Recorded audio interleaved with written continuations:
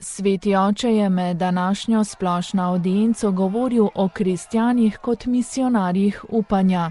Mesec oktober je namreč na poseben način posvečen ravno misijonstvu, danes pa prav tako obhajamo praznik svetega Frančiška Asiškega, ki je po papeževih besedah veliki misionar upanja.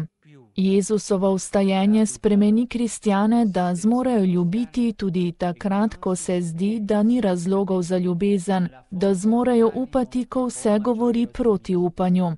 Obstaja namreč nek več, ki biva v krščanskem življenju in ki ni navaden optimizem, je kakor, da bi verniki bili osebe z enim koščkom nebes več nad glavo.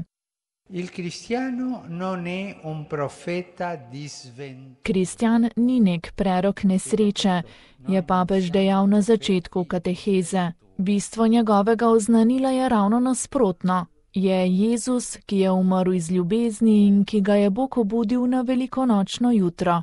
To je bistvo krščanske vere. Če bi se evangeliji ustavili pri Jezusovem pokopu, bi se zgodbo tega preroka dodalo k mnogim drugim življenjepisom junaških osebnosti, ki so življenje dali za ideal. Evangelij bi v tem primeru bil spodbudna in tolažilna knjiga, a ne bi oznanjal upanja. Papež je izpostavil, da se evangeliji ne zaključijo z velikim petkom, ampak grejo onkraj. Poudaril je, da ravno ta dodatni odlomek spremeni naša življenja. Jezusovi učenci so tisto soboto po njegovem križanju bili popolnoma na tleh. Tisti okrogli kamen na vhodu v grob je prav tako zaprl 3 leta njihovega navdušenega življenja z učiteljem iz Nazareta.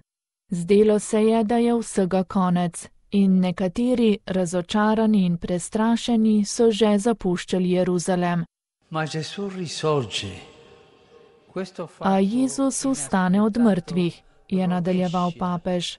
Ta nepričakovani dogodek učencem spremeni in preobrne misli in srce.